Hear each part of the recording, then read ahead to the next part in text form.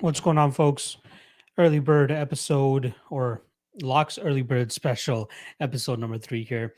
We're going to be going over UFC 260, big heavyweight fight in the main event. Obviously, the rematch between Francis Ngannou and Stipe Miocic, as well as a featherweight title fight between Alexander Volkanovski and Brian Ortega, which, in my opinion, has been not getting any press at all. I kind of forgot that title fight was on this card as well.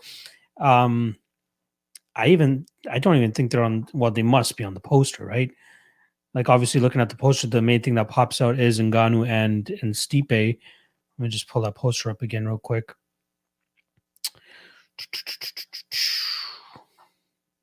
Yeah, the poster, the main one, it says the biggest, baddest rematch, and it's literally Stipe and Francis all over the front of it.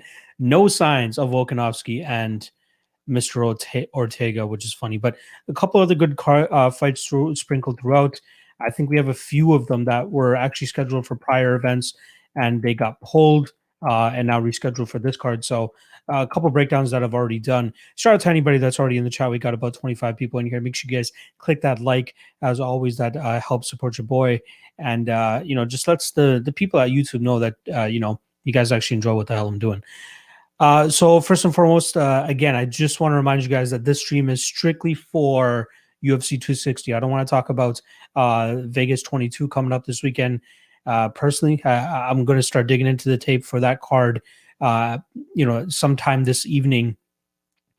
I've been putting together the new tape indexing. So Newsom already kind of spilled the beans, and I was hoping that we'd wait until we actually dropped the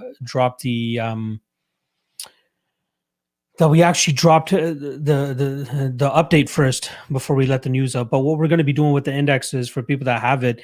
A lot of people in the States have kind of been complaining because the last couple fights of every fighter, it's only available on ESPN Plus, which is such a stupid licensing deal that the UFC has with ESPN, where they don't have it on Fight Pass, but they have it on ESPN Plus. Now, everybody outside of the States, we just use Fight Pass, but unfortunately, people inside the States have to use ESPN Plus if they want to go back and watch some of these fights. So, what we're doing for the new taping index update, and it's been such a bitch since neither of us have had access to ESPN Plus since we don't live in the States, but we are putting ESPN Plus links as well as Fight Pass links for the tape index. So, we really truly want to make it a one-stop shop for you guys whenever you guys are doing your tape study and not have to flip back and forth between ESPN Plus and Fight Pass and the tape index. It literally is all going to be on one page. Right now, it's just Fight Pass links and obviously YouTube links for regional shows. But yeah, that's the big update. And then obviously we're going to just change out the layout a bit, make it a little bit cleaner, a little bit crisper. Very much looking to see how it's how it's received. We've had it's funny, we've had the tape index around since about 2019, beginning of 2019, and then last year's when we put it behind a paywall, and that's when we started getting a little bit of like at least once or twice a month we get people asking us, hey, can we get ESPN Plus links as well? I'm like, all right, we'll figure out a way to work on it. So we thought we had a workaround, didn't have a workaround, but finally I figured it out, and now we do have it there, and adding it to the outline. So really looking forward to seeing how people like it, and hopefully it brings in a little bit more traffic as well. It's doing great already. Don't get me wrong, the tape index is killing it, but I want a little bit more people on it, and I think this update will help. And then obviously having Bellator on there, and also I'm going to be looking to put LFA and any other fights that we can get tape on, or at least odds on. I'll try to look to get that added to the tape index as well, so people can kind of really use their time efficiently when they're tape studying. So I'm really looking forward to that. All right, that's enough about the tape index. Let me go over my quick thoughts for each single fight on the card, and then I'll get into the comment section. Again, this is all about UFC 260, which happens next week. And also, just a reminder, next week will be the last event, 8 straight weekends of events that we've had since the beginning of February. But next weekend will be the last one. And then we have one weekend off, and then we're back at it. And I think it's going to be 7 straight events after that. So, cherish these 2 weeks while we have them, because the following week after UFC 260 is not fight week as it has been for the past 7 weeks. All right, let's start off at the bottom. I'm going to be going with the way that Best Fight Odds actually has it laid out. So I'm going to go with the bottom here. And I'll go with Michal Oleksiejczuk versus Modestas Bukauskas, minus 155 Oleksiejczuk, plus 135 for Bukauskas. I lean Oleksiejczuk here early. My only concern is, man, he looked gassed as fuck when he fought Ovin St. Preux, and that night he was my lock of the night play, and he really shit the bed. He looked decent in that first round, but in that second round, he was really sucking wind, and yeah, not a good showing for him after that. I got to run the tape. So I'm not. Is that his last fight? Or sorry, his last fight was Jimmy Crute, and then he got subbed there pretty quickly. But Bukowski seems like a guy he should beat. Now, would it go lock of the night deep on Oleksiejczuk? I'm not sure. Probably not. But yeah, I do favor him early there. Next up, we got Abubakar Nurmagomedov versus Jared Gordon, minus 225 for Nurmagomedov and plus 185 for Jared Gordon. I heavily lean Nurmagomedov here. I think if he didn't get subbed by Zavada, he'd probably be a much bigger favorite here. Then again, if he didn't get subbed by Zavada, he probably wouldn't be fighting a guy like Gooden. But I don't remember being super impressed with Gooden. I got to run the tape, but Nurmagomedov seems like an easy play here. Secure the takedowns, top pressure. Gooden, not really the greatest off of his back from what I can remember. Just got to be wary of the power while this fight does remain on the feet. So yeah, I lean Nurmagomedov there, and I don't mind that minus 225 line on him.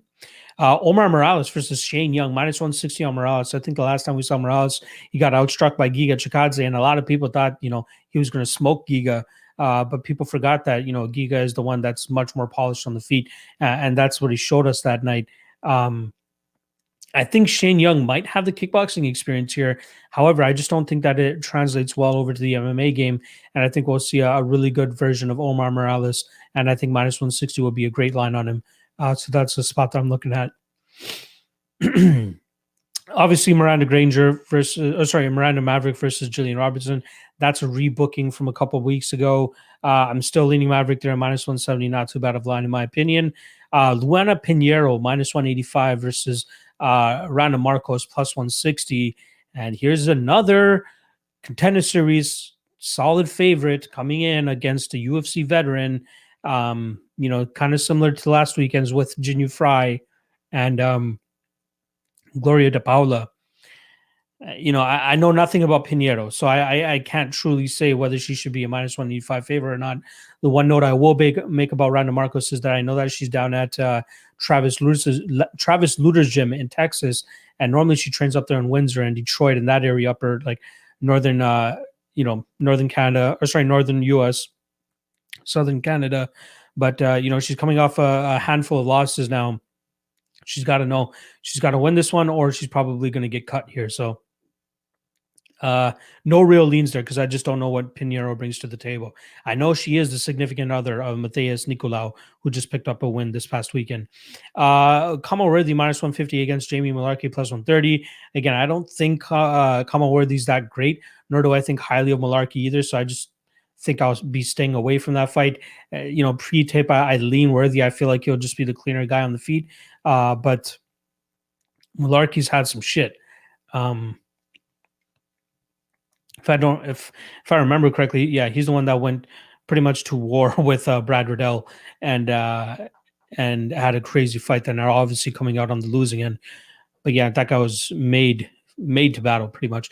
Return of two women here who have not fought in a long time. So Jessica Pena, we haven't seen her since her fight against Danielle Taylor. That was April of 2017. So we're talking about close to 4 years since we've seen Jessica Pena in the cage. She's plus 100, and she's going up against Hannah Goldie, who we haven't seen since the Covington and Lawler card, which is August of 2019, almost as long as Leon Edwards was out. But yeah, she's been out for a while. She's a slight favorite, but again, I don't remember much about Goldie. I need to dust up on her. I know Pena has a decent jiu-jitsu game. She's long, she's lanky, fought for the title in the past, and I think she was a former Invicta champion as well, if I'm not mistaken. But yeah, that should be an interesting fight. I can't wait to get my women's MMA chops in on that. Abu Azaitar plus 105, Marc-Andre Barriot minus 125. Interesting note about Barriot. He's training down at Stanford MMA as well. He's another guy that's been making changes, needs to really shake it up to try to get his game going. And yeah, Azaitar, I just don't remember anything about this guy either. Um, yeah, the last time we saw him, July of 2018. So coming up on 3 years since we've seen him. And he fought Vitor Miranda that night. Yeah, I don't remember much about Azaitar either. William Knight against Alonzo Menifield. I believe this one was scheduled a couple of weeks ago, and it got pulled the day of the fight. I still lean Knight. I still lean him by decision, but I still probably won't be playing that fight. But I do lean Knight there, even at those even money odds. Sean O'Malley minus 300, the forever. He's kind of like the Charles Jourdain now, right? Always going to be a heavy favorite, no matter even if they're coming off a loss. Plus 250, Thomas Almeida. I don't know how you can justify playing minus 300 O'Malley. You know, Almeida, you almost got to give him a pass for his last fight against Jonathan Martinez, where he's coming off a super lengthy layoff. I think the last time before that was when he fought Rob Font in January of 2018. So he's coming over 2.5 year layoff before taking on Jonathan Martinez. So I'll cut him some slack, and maybe we see a better version of Almeida. But very, very tough fight. Definitely closer than the odds expect, in my opinion, or are saying. And I'm looking forward to breaking that one down and seeing if there's any actual value on Almeida there. Minus 260. You want to talk about value? Vicente Luque minus 260 against Tyron Woodley plus 220. I said it on my stream the other day. If Woodley didn't have the motivation to go out there and throw against Colby Covington, nothing will ever get him out of the bed. So yeah, I got Luque here. I think he can pick apart Woodley, stay away from the big shots. And get the win there. Maybe even a possible finish too. We've seen the durability of Woodley start to take a bit of a dip over his last couple of fights. Maybe Luque can be the one to fully exploit that. Volkanovski versus Ortega. I lean Volkanovski because I just feel like he's going to be, the better fighter, like all around. Ortega was able to go out there and pretty much piece apart or pick apart Korean Zombie. When we got Brian Ortega 2.0, but Zombie, decent striker, great power in his hands. Obviously, that's the way he's been getting a lot of his victories. But Ortega just put on an all-around striking clinic and showed his new striking chops. I don't think he does that against Volkanovski here. Maybe we see a certain or similar approach where Volkanovski kind of attacks the legs and slows down Ortega,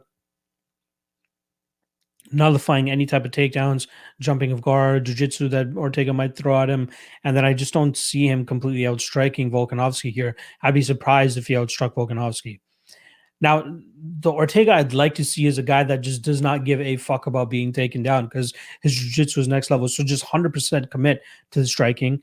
Go balls to the wall. Don't worry about standing too high. Don't worry about getting taken down. And if you're able to strike well enough to get your opponents to take you down, then you're in your world. I mean, he's amazing with his jiu-jitsu, very offensive off of his back. So yeah, intriguing fight there. I don't think I'll be laying any money on that fight, even though I think that Volkanovski should win it. And then obviously main event, Stipe against Ngannou rematch. He's the only guy, and I'm not even going to count the Derek Lewis fight because let's pull up the statistics real quick for that. UFC stats. One sec. Upcoming Ngannou versus Lewis. Ngannou landed 11 of 46 significant strikes. Very slow paced fight. Derek Lewis only landed 20 of 54 strikes. One significant strike landed in round 1 for Francis, 6 in round 2, and then 4 in round 3. Insane. Absolutely insane. But yeah, Stipe is really the only one that's gone in there. 5 hard-ish rounds, given that Francis probably gasses after a round and a half anyway. And ate the shots and kept coming forward and won. And I feel like Stipe his durability still should be able to hold up and just use kind of the similar game plan. And I wouldn't be surprised to see a Stipe finish either. Over 1.5 is minus 135, which is not a bad line at all. Stipe by TKO is plus 210. Stipe inside the distance plus 205. Maybe that could be the spot. But even Stipe money line plus 110, I think that's a bit of a steal, considering stylistically the gap is just so wide with Stipe being much more skilled than Francis, and Francis just continues to get away with his power. So if you want to back Francis KO minus 105. You're leaving zero money on the table. There's no way you're telling me that he goes out there and beats Stipe over 5 rounds. No way. There's no way he submits him either. So similar to the Rosenstrike fight, similar to the Lewis fight from a couple weeks ago, take them by KO. They're not winning decisions. All right, let's see what the chat has to say here now that I've got my initial thoughts out. Brandon Phillips is in the chat. What's going on? Call me crazy, Lock the Night, but T Wood wins. You are crazy. I'll start that off before I finish your message. You are crazy. Always getting a message in as it's late over here in London, and hope the stream goes well. Thank you, Brandon. I appreciate you stopping by as always. Ben Peak, I will find a way to bet Thomas Amir to knock out Sean O'Malley. I don't know about knockout, but I think at plus 250, you're already getting some solid value on him just to win straight up. Plus 250 is not bad. Elite Shadow 47, yo, what's up, bro? It's me, Quiet Sloth from Instagram. Nice to catch you live. Thank you, brother. I appreciate it. It means a lot to have you stopping by the stream. Thank you. Thank you. Would you lean on Abubakar Nurmagomedov versus Jared Gordon? Jared Gooden. I do lean Nurmagomedov here. I think he can wrestle fuck him, but I just got to dust up on what Jared Gordon looks like, to be honest. All I remember is his Alan Jouban fight. He just was not, he didn't look impressive, honestly.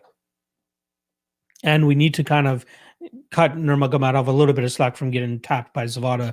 I still think he's a decent fighter, and no way does Gooden have a jiu-jitsu game like Zavada. So I think Abubakar should be able to grapple fuck him. Brav Dini is saying, what's going on? How's it going, buddy? We need Chandler versus Justin ASAP. I think that's the fight that's in the works, and I would love that fight. Absolutely love that fight. Honestly, never thought we'd see Penne again. Yeah, time is not a line is absolutely on the money there. She's been off for so long. I think she had her some sort of USADA suspension or something like that, but she's back. And again, good for her to go up against another fighter that's been off for a long time. So it's good for both of them to go out there and just, get their feet wet once again.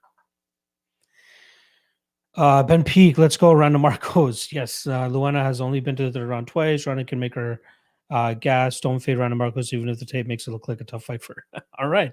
Again, I haven't done it yet, so we'll see how it goes. And again, I'm always cheering for the Canadians as well. I like me some Randa Marcos. David Nettle is just saying, Luck the Night, thanks for always sharing your knowledge. When I handicap a fight, how much do you take into account the octagon size difference when it is 25 or 30 feet? I don't put too much of an emphasis on it. Like I feel like there's some statistic out there saying that more fights end up finishing in a 25 footer compared to a 30 footer. But if I'm not mistaken, there was like a card a week or two ago where like we only had one finish and it was all in the 25-foot cage. So like, I don't know. I don't read too much into it. I think it's more significant when it's a heavier weight class, guys. When we're talking about the 205ers or 265ers, the light heavyweight and heavyweight, I think it has an emphasis there. Whereas the smaller people, I just don't think it has as much of a significance. But again, I don't read too much into it, nor do I like totally lean on that as to why I'm picking a certain side to win. Ben Peak, I knew you meant gas. I knew it. Narco Cop is saying, what's going on? Shout out Narco Cop. Sharp dude there. Make sure you guys go check him out on Twitter. Very good guy. Full-time lock. Let's go. I know. 2 more weeks, though. 2 more weeks. I put in my notice like a good employee. And my last day is going to be March 26th. So we still got like 10 days to go or something like that. I'm going. Pascal Gibault is saying Gibault bought Stipe at plus 125. I like it. Shiny Mac, Big Manny the God. Thank you, brother. I appreciate you stopping by. Time is not a line. Usman versus Masvidal. Headlines 260. I think it's 263. Actually, no, you're right. April 24, 261. You're right. Yeah, completely dumb main event. I hate it. We shouldn't be wasting Usman's time for taking a rematch like that. It's going to go the same as the first. Full training camp for Masvidal does not mean shit. I will still make Usman lock the night all the way up to minus 350. Don't give a fuck. I'm cringing so hard that Jorge is getting this rematch. Really pumped to have fans back, but Dana ain't giving my money for this lazy rematch. Well, the other 2 fights are not too bad. The other 2 title fights, right? You got Rose against Wiley, and you got Andrade against Shevchenko. Yeah, I don't give a fuck about the main event, but the rest of the fight should be good enough. I hope casuals drive the Masvidal line down. They could, but let's see how much pull Masvidal actually still has. If you guys remember, like for the last little while, especially since the elections, he's been on this like Trump tirade where losing a bunch of fans, getting all political on people and shit. Who knows? Maybe he doesn't have as many fans anymore. Ben Peak, Ortega is a style to surprise Volkanovski, and this is coming from a guy who was very highly on Alex and Max Holloway. Yeah, that's the thing. I need to see Ortega, a little bit more of him, a little bit more of the 2.0 Ortega. You know what I mean? Not just what we saw in the Korean Zombie fight. What's he? And this is going to be his ultimate test. You're talking about the champ here.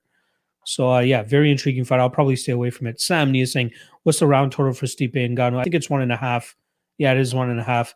Minus 135 on the over. Not too bad. What's your pick so far? Just tuned in. Again, I'll give you a quick rundown of my since it's my guy Robot Chicken Wings. I love my guy Robot Chicken Wings. Almost a day one supporter right there. Quickly, I'll run through the card again in terms of what my picks are. Again, pre-tape. I haven't run any research. I'm going to be doing that later this week or early next week. But this is all pre-research, so don't take these as final predictions or bets or anything like that. I like Oleg Shajak over Bukowskis. I like Nurmagomedov over Gooden. I like Morales over Young. I like Maverick over Robertson. Literally zero knowledge regarding what Pinheiro is like, so I'm not going to give you guys any prediction on Pinheiro versus Marcos. I like Worthy over Malarkey. I like Goldie over Penne, but that one, just like the Pinheiro fight, I got to dust up on Goldie. I don't remember what she's like. Same thing with Azaitar against Barriot. I lean Barriot because I like the progression that we've been seeing from him, and not to mention the fact that he's down at Sanford MMA. I like Knight over Menefield. I think Almeida is too big of a dog against O'Malley, so I'll just take him as a soft prediction right now. I really like Vicente Luque over Woodley. I like Volkanovski over Ortega. Very close fight there, in my opinion, so I'll probably stay away from betting that one. What's the over-under on that? Ooh, it's 4.5, with the over 4.5 being minus 210. That's crazy. And then I like Stipe over Francis. There you go, Robot. Ben Peak, let's go Stipe. Francis has shown no evidence of improvements to compete against Stipe past one round. Complete against Stipe past one round. He only has one round to win. Yeah, I'd give him a round and a half for as long as his power holds up, but I just don't see it holding up past 7.5 minutes. So yeah, Francis will never be a great fighter. He just has immense amount of power. Like, what are the chances we're ever going to see Francis go out there, try to grapple fuck somebody? What are the chances we're going to see Francis go out there and just try to outpoint somebody on the feet for 25 minutes or even 15 minutes? It's not going to happen. It's him finding that kill shot, or he doesn't win. Simple as that. Narco Cop saying Joe Bann didn't look good for his park. Yeah, I don't remember much about that fight, to be honest. More with less. Take on Benil versus Ferguson. It's tough to look past, how easily Oliveira kind of handled Ferguson last time around. Does Benil have that type of crushing top pressure? But then again, we didn't know that Charles had that either. Crazy fight. I'm personally going to stay away from that. If anything, I'd look at if they have the over under set at 2.5. I'd probably look at betting on the under 2.5. If it's a decent plus money. Do we have odds on that? Let's see. Ferguson, yeah, minus 160. Wow, holy crap! Minus 180. Benil Dariush coming down from plus 105. Man, I might have to take a little bit of a poke on Ferguson at plus 155, or if that line continues to go up. But yeah, I got to do that. What do you think of that line move on? Yeah, again, Narco Cop, I just saw that. That's insane. Insane line movement. I think people are reading very heavily into the Charles Oliveira fight and thinking that Tony Ferguson is completely washed. And right there, the next comment, Robot Chicken Wings, Ferguson is washed. I don't know, man. You can't just write him off after that performance. Open at plus 105 on bet online. I missed it. Yeah. Usman 5045 is saying Sam Nee. Yep, I agree. I'd play him all the way up to minus 250. Thank you, Narco. Thank you. I appreciate it. More with less. MMA form guide closed down a few days ago. I know. Yeah, that kind of sucks. I didn't lean on that guy as much, but I did see his pictures every now and then before the fights, and he was a big help. I think Big Marcel said he's going to take over for him. So at least Big Marcel's taking that slack a little bit. Narco Cop, appreciate the generous shout out. No worries, brother. No worries. Volkanovski plus Maverick plus 146. Not a bad spot. But again, I'm going to be staying away from that Volkanovski Ortega fight.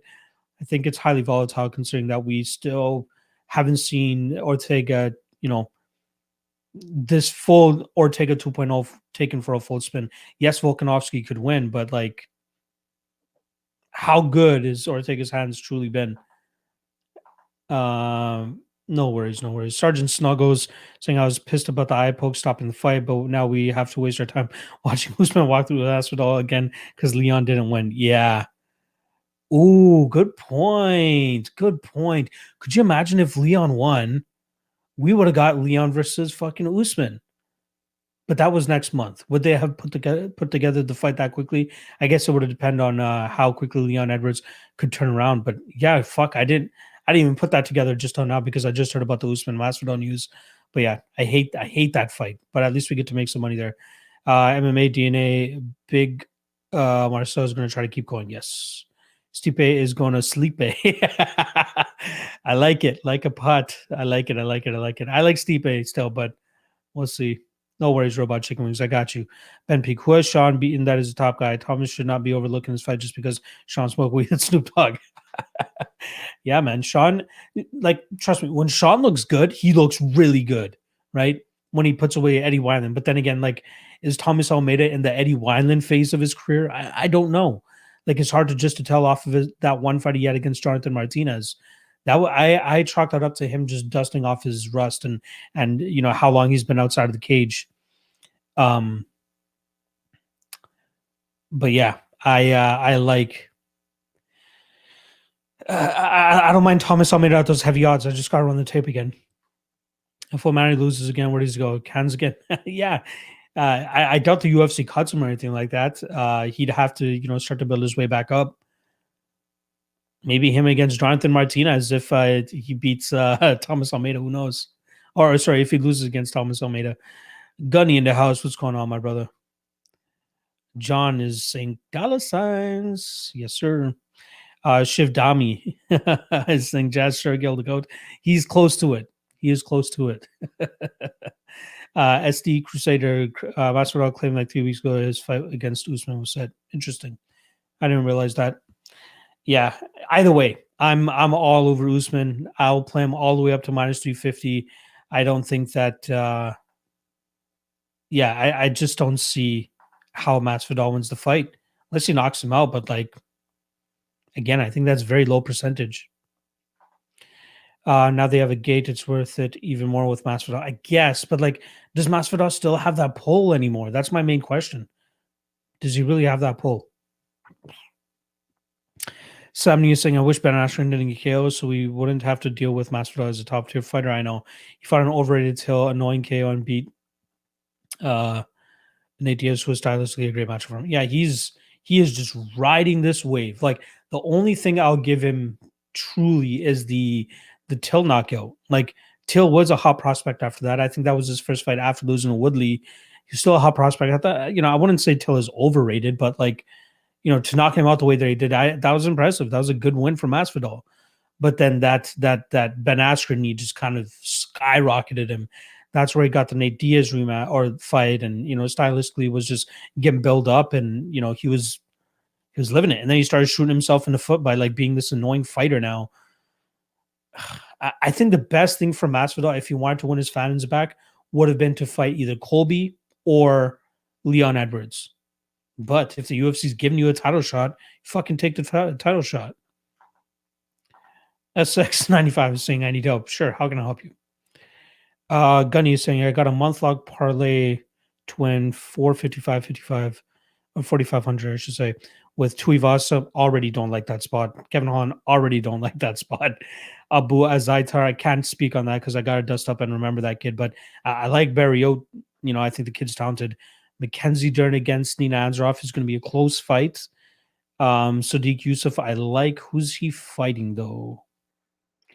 He has a tough fight. Arnold Allen. Yeah, I think he wins, though. Allen's a pretty good all-around fighter. And then Miranda Maverick. I like Maverick in that fight. Yeah, that's the Tuivasa, Holland. Those two alone have me a little sketched out because I do lean the other way for both guys. But again, I gotta run the tape for that still. Almeida is a chinny fuck. I don't trust him. Is he? Chinny though? When did he get knocked out? Obviously Cody Garbrandt, but like, he'd be mad at the fact that he got knocked out by Cody Garbrandt. Let's see. Cody Garbrandt KO'd him, and then Rob Font to UFC 220. Surprise, surprise. Same night that Francis and Stipe fought the first time, January 20th, 2018. Is that on the card? Yeah, that's on the card as well. Goddamn, that's crazy. So yeah, the same time Almeida got knocked out by Rob Font was the same night that Francis and Stipe fought the same night. Again, off of 2 knockout losses, I got to remember the Rob Font knockout. Yeah, I wouldn't call him super chinny. I wouldn't call him super chinny at all. Sammy, rather see Colby versus Usman. That was the only close fight Usman has ever been in. I am right there with you, dude. Right there with you. That's the only true fight that interests me. I wouldn't mind the Leon Edwards rematch because it's been so long and both guys have made a ton of improvements. But we need to see Leon go in there and actually win a fight. How you not liking Tuivasa over bum ass Dontel Mays? This is coming from my man Gunny. Again, this is all pre-tape. I've never been super impressed with Tuivasa. Dontel Mays short in his last fight against Rocky Martinez. He can go 15 minutes by just playing the point fighting game. And if you can kind of bring that same energy here against Tuivasa, you could possibly win. But I am truly with you in the fact that I don't think that Dontel Mays is that good. But again, I just don't think that Tuivasa deserves to be that minus 200-ish favorite. I think the fight's closer for sure. JRMMA, Yanez Gillespie plus 130. Not bad. I got to get into that. That's this week. I don't want to talk too much about that since I haven't done the tape on that. And obviously the stream is for UFC 260, but I do lean Gillespie. Rex Lee, shout out my guy Rex Lee hopping in the chat. Makes no sense to give Jorge a title shot off a loss. Miss the old days when people earn title shots. Yeah, I'm right there with you, dude. It's money talks, and I'm not even sure how much money Masvidal brings in nowadays. So I'm looking forward to seeing what it looks like there. Nah, bro. My guy Gunny is saying, nah, bro. Holland and Batman both winning their fights. Tuivasa by KO for sure. Maze's buns. Who knows? I like Brunson early as well, too. I don't know. Alex Alberto is saying he's going to 261. You lucky fuck. I'm sure you'll have some fun. Wear a mask, all right? 70. Dontel Mays has a chin and will stand on the outside. He almost went 50 minutes were gone. Yeah, he could. I'm not impressed at all by Tuivasa. Ben Peak is saying Thomas has only been KO'd twice against KO artists in the top 10. Sean is not a top 10 knockout artist. So I don't care how much weed he is smoking. Yeah, I'm with you. Plus 250 seems a little bit too wide. And Tuivasa not winning a decision. Yes, Sammy is correct. He could win a decision. Let's not say he won't win a decision, but he could win a decision. It depends on what the output of Mays looks like, and it also looks like if Mays doesn't get clipped, controlled or anything like that. I think Tuivasa would have to outpoint him, outbox him, but I'm not sure if he'll be able to keep up and do that. I think the Rocky Martinez is a solid fight to look back for Dontel Mays in preparation for this one, but I do have to say that Tuivasa is much better than Rocky in my opinion. But again, like it could play out similar. More with less. Watch tape on Justice Australia the other day, and he fights like a rock'em sock'em robot. Ooh, the under might be good in that fight against Montel Jackson. MD is saying bet the house on Piotr Jan in the rematch. I probably will. Let's see what line we get. Stipe plus 125 KO bust. KO or bust or Stipe. I like Stipe every day. Yeah, I'm right there with you, brother. Tuivasa fight should be a pick'em. Huge value in the dog for that fight. I see the main fight the same way the dogs are barking. Yep, my man Manuel Galarza is on the money right there. Gunny, where did you get tickets? David Neto is left on knife. Edwards gets a shot at Usman. Where do you see the odds being? I still think we'd get like minus 250, minus 300 Usman. I still think he beats Edwards, to be honest. Yeah, I think minus 250, minus 300 is what we'd get. Sammy, barely anyone for the Contender Series is legit. Someone needs to tell Dana that. Yeah, I'm trying to think of anybody who's. I feel like there was one guy that fought for a title coming off the Contender Series. So I just can't remember who off the top of my head. If anybody remembers, please do let me know. But I remember them like touting that recently when somebody fought for a title. They're like, "Oh, this guy, first guy from the Contender Series to fight for a title." But yeah. Thank you for stopping by, Ben Peak. I really appreciate it. Narco Cop is saying Strader is a killer or be killed type of fighter. Throws hands with zero defense under his goal. Nice. Looking forward to getting into that. Kevin Holland and Sean Bray are the only two who who have really made a name for themselves from Dana White contenders. Yeah, good point. Good point. Good point. Uh, -140. I think that line hits close to -180. Under 2.5 by fight time. Ooh, that is not a bad line at all. I'm gonna have to get into that shortly. Gunny, he might be talking shit. I've never seen that guy in this chat before, so he might be talking shit. Carlos Mendez, is Kevin Holland the real deal, or is he just getting lucky lately? I wouldn't say he's getting lucky per se, but I think there's a lot of flaws in his game, and I think that a veteran like Brunson could definitely make him pay. Shafi Dunson, yes, Alex Perez, you are on the money right there, brother. Alex Perez is a contender series guy that ended up fighting for a title recently and got stopped within a minute or so. So that's not really the best ammunition in terms of touting contender series guys. Gunny thinks that Kevin Holland is the real deal. Robot Chicken Wings, I got Maze. Bam Bam is a bust. Yeah, I'm right there. Again, plus 185 for a guy that could potentially beat a guy like Tuivasa. I might be interested. Yeah, I'm going to start winding down the stream here, but let me know if you guys have any other thoughts on 260. So, like, early leans for me, dog of the night will probably be Stipe, unless I'm truly wowed by who's the other person? Thomas Almeida. He's the only other dog that's kind of barking to me right now. Maybe Random Marcos if Pinheiro is not that good. Yeah, those are only two dogs. And in terms of a lock of the night, I'd be looking at Abubakar Nurmagomedov and Vicente Luque. For me, in choosing the lock of the night plays moving forward, it's level of opponent, skill level, obviously, but then the least amount of resistance coming back their way. Now, Tyron Woodley, let's talk about what his strengths are. Decent wrestling, just doesn't use it enough, nor does he have the gas tank to sustain using it, or sustain it, I should say. And then knockout power, right? Those are a couple things there that make him dangerous. Jared Gooden, on the other hand, solid power himself too. Lower level fight between Gooden and Nurmagomedov compared to Luque Woodley. So right off the bat, I lean Luque more than Nurmagomedov, but I gotta truly go back and watch the fight.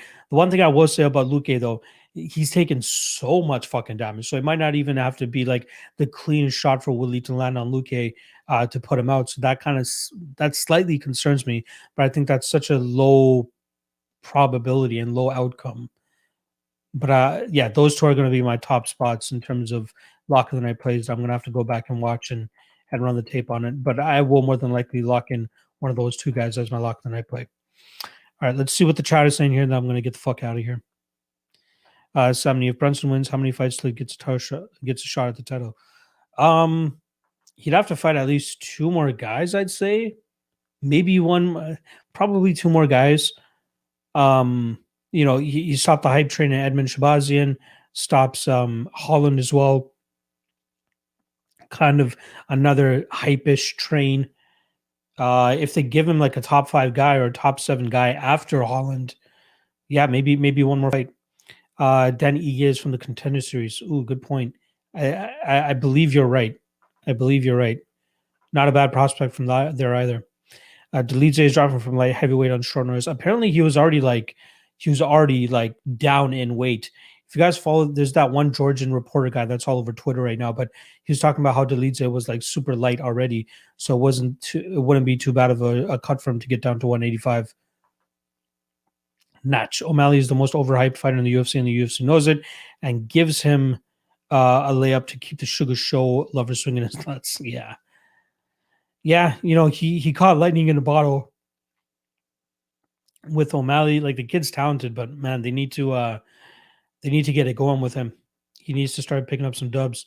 Will you sprinkle anything on Ngannou by KO? Probably not, man. That's obvious a possibility and probably the only way that Ngannou wins. But Ngannou by KO minus 105, not the most interesting. Ngannou round one plus 250 is definitely more intriguing, or Ngannou round two plus 525. If you're taking Ngannou, those are the two spots that you probably want to hit. Even the KO prop is just not sexy enough. You get plus 250 from the winner in round one, which is more often out the round he wins in. Or if you just want to give him an extra 2.5 minutes, which is, how long I think his power will hold up in round two, plus 525 for round two is not bad either. So I think if you want to take Ngannou, round one or round two is probably the best approach there. Thank you, Narco. I appreciate you stopping by. As always, did you leak your dog and lock for this weekend on this pod? I did not yet. No, I haven't even started researching this weekend's card. Like I was gone to Ottawa for the weekend, just got back yesterday, and I've been all day after my day job. Obviously, I've been working on updating the tape index, so that's been taking up my time. I got a little bit more work to do left with that, and then I'm going to dive into some tape tonight before I hit bed. But I will give you guys who I think I'll be making my lock and dog plays for this weekend. This is all pre-tape as well. The under 2.5 in Jackson Strader minus 140 is intriguing. I want to shout out my guy Narco Cop for bringing that to my attention, but I'll definitely be looking very closely at that.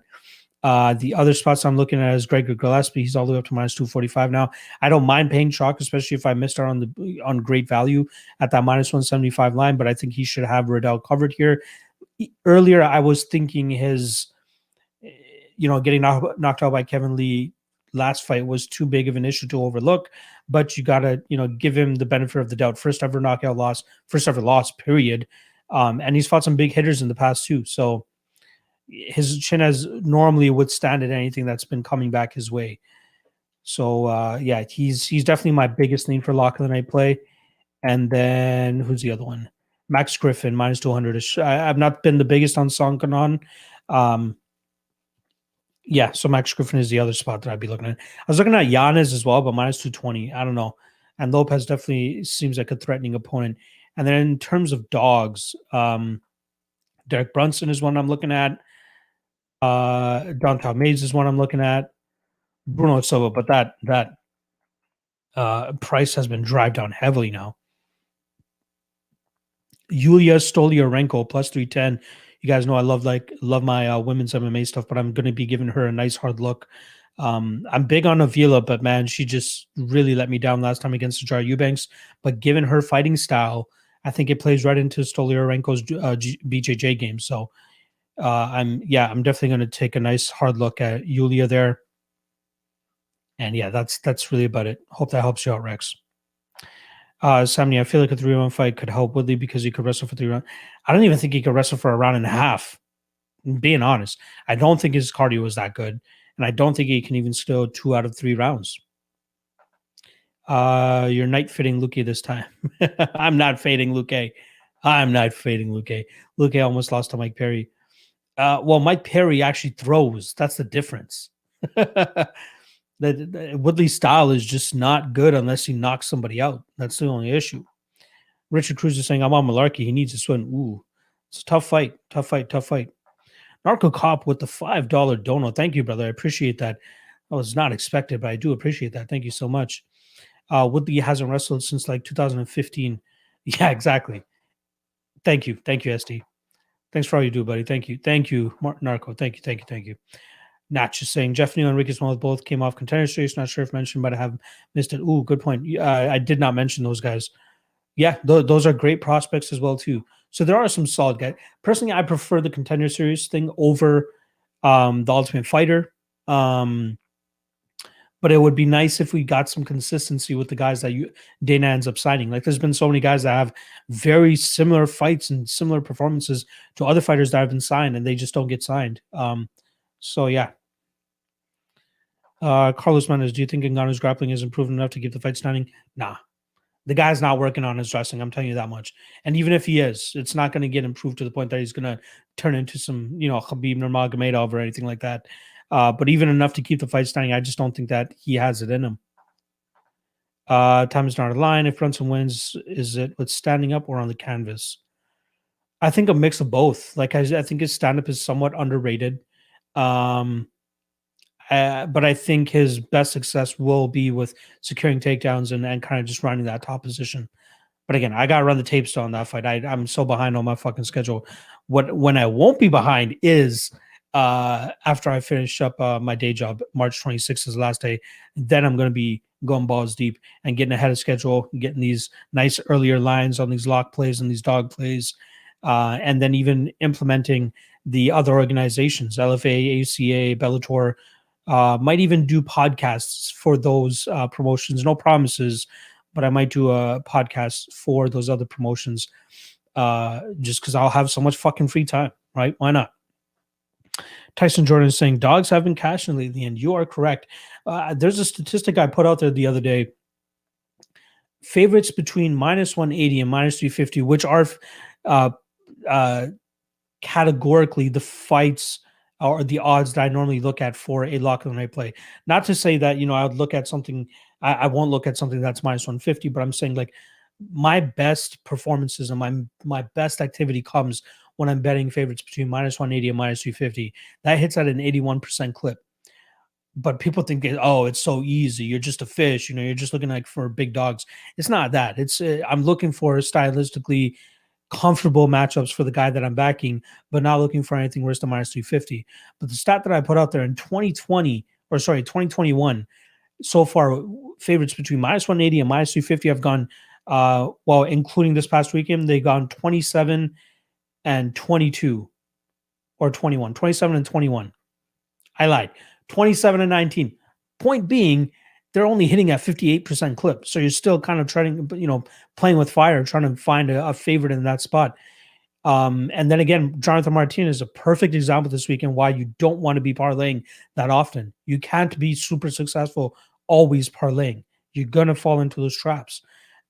This weekend will be another huge reminder because there are a lot of live dogs and parlays will get busted this weekend. So tread lightly. I'm telling you guys, tread lightly. Just saying. Who's your biggest dog this year? Ooh. Oh, easily comes to mind. Marina Rodriguez. She's the biggest dog that's been cashed for me this year. Took her plus 280, I think it was, and then took her KO line plus 1350. Easily the biggest dog that I cashed this year. SKD, I know you're talking about next week, but what's your read on Delize Giles? I haven't run the tape on that, honestly. I don't really have a read there. I lean Delize, but again, I just not the most impressed with either guy here. Delize obviously coming down from 205 on short notice. I know he's in shape, which is why he took the fight at 185. But yeah, would be awesome to have a quality pod for the other promotions. Thanks, Chaffee Dustin. Yes, I probably won't do like a full card breakdown like I do for the UFC. Maybe like a main card breakdown, or at least if I have a lock of the night play or a dog of the night play on it, I'll definitely do that. But yeah, you're absolutely on the money. Everybody only does UFC podcasts, so I'll look to possibly do Bellator podcasts as well. Maybe LFA and Cage Warriors ACA. All the money or all the time in the world right now to do what the fuck I want with my channel, and I think that's a great idea. So thank you, Dustin. Giles and Silva. That's what more with less is on. Nice. What to do with Leona? I wouldn't mind if they did the Bilal rematch, but honestly, I would rather see him just take on like a Wonder Boy Thompson, Colby Covington, one of those higher ranked guys. Yeah, Chris Lure. Colby is definitely one of those guys that I think you should fight. David Nettles is saying any merch in the near future. It's coming, brother. It's coming. I'm telling you. Once I have this time free up, I got a bunch of ideas now that I got in my head that I wanna bring out, and it's obviously a good idea to have that merch out there. So I'll definitely be doing it in the next little while. I promise. Leon versus Wonderboy would be sick. Yeah. Again, Wonderboy I think is a dark horse in the welterweight division that a lot of people are looking over. So yeah, don't be surprised if he's still going out there and getting some dubs. Wonderboy title shot. Well, we got Usman fighting Masvidal next month already, so he definitely not fighting next for the title. But I would like to see Edwards and Wonderboy fight next. That would be a great number one contender fight, to be honest. All right, I'm gonna wrap this bitch up. Those are the early thoughts on UFC 260. Obviously, we talked about a bunch of other shit. But yeah, I'm gonna get into finishing up my tape index update and then getting into uh studying up for this weekend's card. Patreon breakdowns will start dropping hopefully tonight or tomorrow. And then the full podcast for this weekend's card will drop either Wednesday night or Thursday morning. So be on the lookout for that. And then obviously all week I have a bunch of content, live streaming stuff that I do. You guys already know where to find me. My guy Chris Lure is guilty as fuck for overlooking Wonderboy. Yeah, I took him over against Jeff Neal. Happy to hit that spot there. All right. Appreciate you guys. Make sure you guys hit that like. Chris Lure is on the money. Hit that like. Definitely helps your boy out a lot. Thank you guys for the love, for the support, for always coming out for the streams. And yeah, good luck this week, and I'll see you guys throughout the week. Peace out.